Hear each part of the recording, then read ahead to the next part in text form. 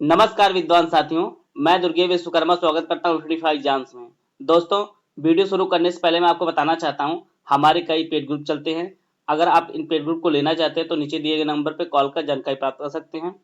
दोस्तों, यह जो लोअर पीसीएस मेंस की हिंदी की जो सीरीज है, यह उसका दूसरा वीडियो हो। जिन्होंने पहला वीडियो नहीं देखा था, डिस्क्रिप्शन में लिंक दिया गया है, वो वीडियो देख लें। तो आइए देखते हैं आज का पहला प्रश्न। ब्रज भाषा है पूर्वी हिंदी, पहाड़ी हिंदी, पश्चिमी हिंदी या इनमें से कोई नहीं। इसका जो सही आंसर है ऑप्शन सी पश्चिमी हिंदी। ब्रज भाषा जो है वह पश्चिमी हिंदी है। ऑप्शन सी सही है। आइए देखते हैं नेक्स्ट क्वेश्चन। आव का उच्चारण स्थान है विवृत, अर्धवृत, अर्ध संवृत या संवृत। इसका जो सही आंसर है ऑप्शन बी अर्ध विवृत। आव का जो उच्चारण स्थान होता है वह अर्ध विवृत होता है। ऑप्शन बी सही है। आइए देखते हैं नेक्स्ट क्वेश्चन। तद्रुप में कौन सी संधि है? दीर्घ संधि, व्यंजन संधि, वृद्धि संधि या विसर्ग संधि। इसमें तत्धन रूप होने से इसमें व्यंजन संधि होगा। तद्रुप में व्यंजन संधि है। ऑप्शन बी सही है। आइए देखते हैं नेक्स्ट क्वेश्चन। पुरोहित में उपसर्ग बताइए। आप लोग सामने चार ऑप्शन है, पुरह, पु, पुरो या पाह। इसका जो सही आंसर है ऑप्शन ए पुरह।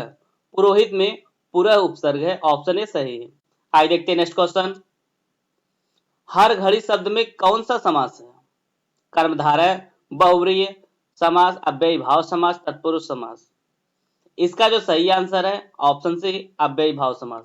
हर घड़ी में जो भाव निकल के आता है वह प्रतिपल निकल के आता है और उसी कारण से यह अव्ययी भाव समास होता है। ऑप्शन सी सही है। आइए देखते हैं नेक्स्ट क्वेश्चन। बैसाख नंदन किसका पर्यायवाची है? गधा का, हाथी का, गरुड़ का या ब्राह्मण का। इसका जो सही आंसर है ऑप्शन ए गधा का। बैसाख नंदन जो है वह गधा का पर्यायवाची है। ऑप्शन ए सही है। आइए देखते हैं नेक्स्ट क्वेश्चन। मातृश्वासा किस प्रकार का शब्द है? तत्सम, तद्भव, अर्थ तत्सम या इनमें से कोई नहीं। इसका जो सही आंसर है ऑप्शन ए तत्सम। मातृश्वासा जो है वह एक तत्सम शब्द है। आप लोग कमेंट बॉक्स में बताइए यह इसका जो है तद्भव रूप क्या होगा।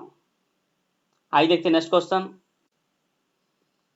सत्यवादी व्यक्ति पूज्य होते हैं में प्रयुक्त विशेषण है। आपको विशेषण पहचानना है। आप लोग सामने चार ऑप्शन है, सार्वनामिक विशेषण, गुणवाचक विशेषण, परिमाणवाचक विशेषण या संख्यावाचक विशेषण। इसका जो सही आंसर है ऑप्शन बी गुणवाचक विशेषण। सत्यवादी व्यक्ति पूज्य होते हैं, इसमें गुणवाचक विशेषण ऑप्शन बी सही है। आइए देखते हैं नेक्स्ट क्वेश्चन। यह जो कोष्टक के भीतर एक चिन्ह बना है, विराम चिन्ह है, इसे कौन सा विराम चिन्ह कहा जाता है आपको पहचानना है। आप लोगों के सामने ऑप्शन है लाघव चिन्ह, रेखांकन, लोप चिन्ह या निर्देशक। इसका जो सही आंसर है ऑप्शन ए लाघव चिन्ह। यह जो बना चिन्ह है यह लाघव चिन्ह बना है। जैसे लखनऊ नगर निगम लिखा जाता है तो उसे ल बना के यह लाघव चिन्ह लगा दिया जाता है और नगर के बाद भी यह लाघव चिन्ह लगा दिया जाता है और निगम नि बना के भी यह लाघव चिन्ह लगा दिया जाता है। जैसे शार्ट रूप में इसे लिखा जाता के रूप में प्रयोग होता है। आइए देखते हैं नेक्स्ट क्वेश्चन। सरल वाक्य की पहचान करें। आप लोग सामने चार वाक्य दिए गए हैं, इसमें आपको पहचानना है कि कौन सा सरल वाक्य है। आप लोग वाक्य पढ़िए। इसका जो सही आंसर है ऑप्शन सी जनता उसे ईमानदार अधिकारी नहीं समझती। यह एक सरल वाक्य है। अन्य जो वाक्य है वो संयुक्त वाक्य हैं और उन संयुक्त वाक्यों को का जो स्वरूप होगा वह सरल वाक्य में किस प्रकार से होगा उसको आप लोग देख लीजिए। तुम परिश्रम करो वरना फेल हो जाओगे। इस संयुक्त वाक्य का जो सरल वाक्य के रूप में परिवर्तन होगा वह परिश्रम ना करने पर तुम फेल हो जाओगे, यह होगा। इसी प्रकार से अगला जो वाक्य है सब आगे निकल गए परंतु राधा नहीं। इस संयुक्त वाक्य का जो सरल रूप होगा सिवाय राधा के सब आगे निकल गए। इसी प्रकार से अगला जो वाक्य है उसने ना पुस्तक लौटाई ना कलम लौटाई। इसका जो सरल वाक्य के रूप में परिवर्तन होगा उसने पुस्तक और कलम नहीं लौटाई, यह होगा। आप लोग ऐसे प्रश्नों को विशेष रूप से देखिएगा क्योंकि इनमें त्रुटियां निकालना बहुत कठिन हो जाएगा होता है। आइए देखते हैं नेक्स्ट क्वेश्चन। बहुश्रुत किसके वाक्यांश के लिए एक शब्द के रूप में प्रयोग होता है। आप लोगों के सामने ऑप्शन है सभी देवताओं की उपासना संबंधी मत, बुद्धि को जीविका बनाकर चलने वाला, तमाम विषयों का जानकार है जो, यह तमाम विषयों को सुनने गुनने तथा स्मरण रखने वाला। इसका जो सही आंसर है ऑप्शन डी, तमाम विषयों को सुनने गुनने तथा स्मरण रखने वाले के लिए जो एक शब्द का प्रयोग होगा वह बहुश्रुत होता है। ऑप्शन डी सही है। आइए देखते हैं नेक्स्ट क्वेश्चन। स्त्रीलिंग को पहचानना आप लोगों के सामने चार ऑप्शन है, भार, नाला, छाछ और जहाज। इसका जो सही आंसर है ऑप्शन सी, छाछ। छाछ जो है वह एक स्त्रीलिंग का शब्द है। अन्य तीनों जो है जहाज, नाला और भार जो है वह पुल्लिंग शब्द है। इन शब्दों को आप नोट करते रहिए क्योंकि ये जितनी सीरीज चलेगी आप लोगों को बहुत सारे नए शब्दों को जानने को मिलता रहेगा। आइए देखते हैं नेक्स्ट क्वेश्चन। गुदड़ी में लाल मुहावरे का अर्थ होगा। आप लोगों को नए नए मुहावरा भी देखने को मिलेगा और उसके अर्थ को भी देखने को मिलेगा।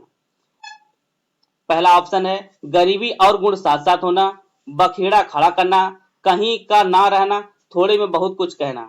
इसका जो सही आंसर है ऑप्शन ए, गरीबी और गुण साथ साथ होना। गुदड़ी में लाल का मुहावरे का जो अर्थ होगा वह गरीबी और गुण साथ साथ होना होता है।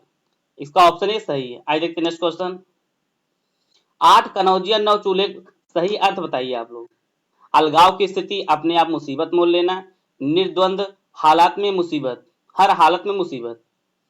इसका जो सही आंसर होगा ऑप्शन ए, अलगाव की स्थिति। 8 कनौजिया 9 चूल्हे का जो सही अर्थ होता है वह अलगाव की स्थिति होते हैं। आइए देखते हैं नेक्स्ट क्वेश्चन।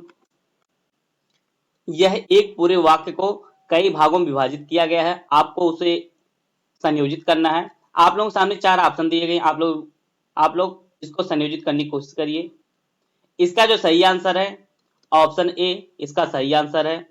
और इसका जो पूरा वाक्य हो जाएगा, मनुष्य पांव से चलता है तब से उसे यात्रा कहते हैं, प्राणों से चलता है तब से उसे जीवन कहते हैं, समुदाय से चलता है तब उसे समाज कहा जाता है। तो इस प्रकार से यह पूरा वाक्य हो जाएगा। इसका ऑप्शन ए सही है। आइए देखते हैं नेक्स्ट क्वेश्चन। आपको शुद्ध वाक्य को पहचानना है। आप लोग सामने चार वाक्य दिए गए हैं।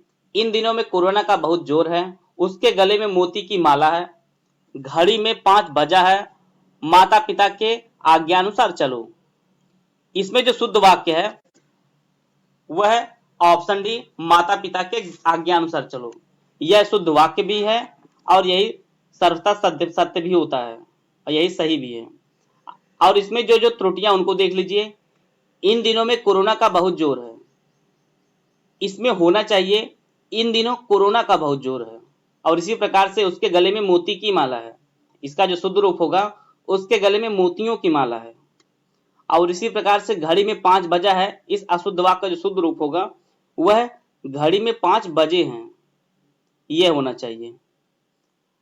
आइए देखते हैं नेक्स्ट क्वेश्चन।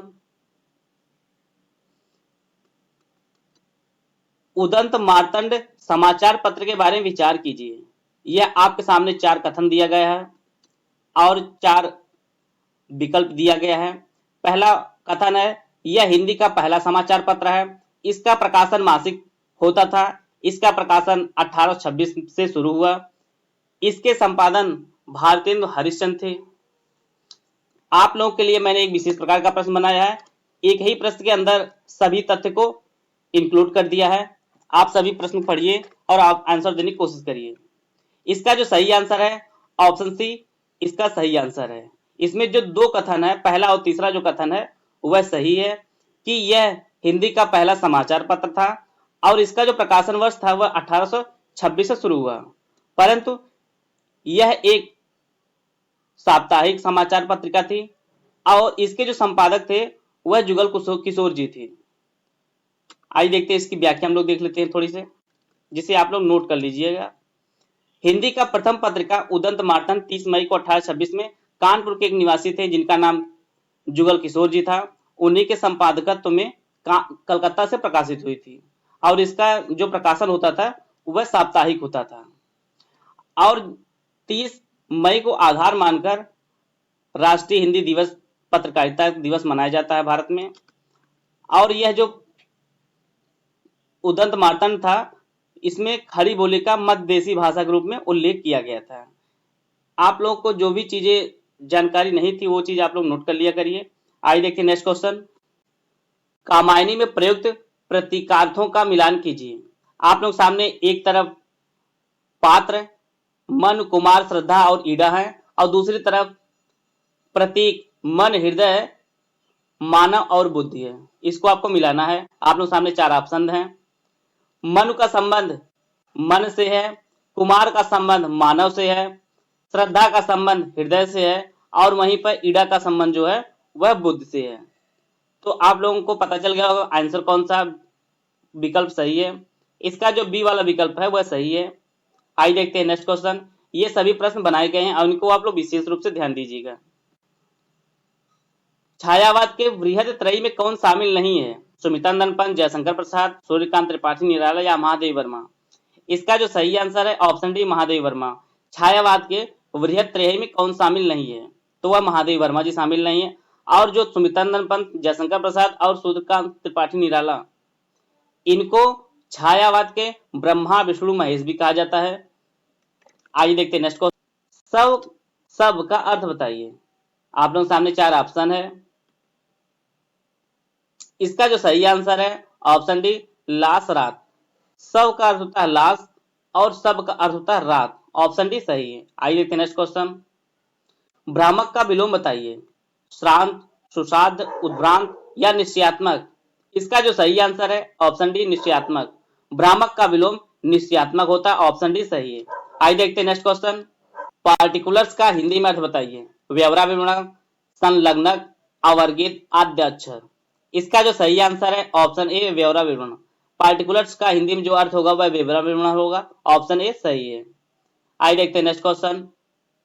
अनुस्मारक के प्रारूप में अनुस्मारक लिखा जाता है बाईं ओर, मध्य ओर, दाईं ओर या शीर्ष पर? इसका जो सही आंसर है ऑप्शन सी दाईं ओर। अनुस्मारक के प्रारूप में अनुस्मारक दाईं ओर लिखा जाता है। अगर आप लोग कहेंगे तो पत्र लेखन के लिए एक विशेष वीडियो बना दी जाएगी। उसमें आपको अंग्रेजी टू हिंदी जो बहुत बार पूछे जाते हैं, कई राज्यों में जो पूछे गए प्रीवियस ईयर के पेपर हैं उनको उठाकर करा दिया जाएगा अगर आप लोग कहेंगे तो। आइए देखते हैं नेक्स्ट क्वेश्चन। यह एक गद्यांश है और इस गद्यांश से 2 प्रश्न पूछे जाएंगे। आप लोग गद्यांश पढ़ने की कोशिश करिए और पहला प्रश्न हम लोग देखते हैं। महाभारत किस युग के अंत में लिखा गया? आप लोग सामने 4 ऑप्शन है। त्रेता के अंत में, द्वापर के अंत में, आदिकाल के अंत में या इनमें से कोई नहीं। इसका जो सही आंसर है ऑप्शन बी द्वापर के अंत में। महाभारत द्वापर के अंत में लिखा गया है। ऑप्शन बी सही है। आइए देखते हैं नेक्स्ट क्वेश्चन। महाभारत को कैसा सृजन कहा गया है?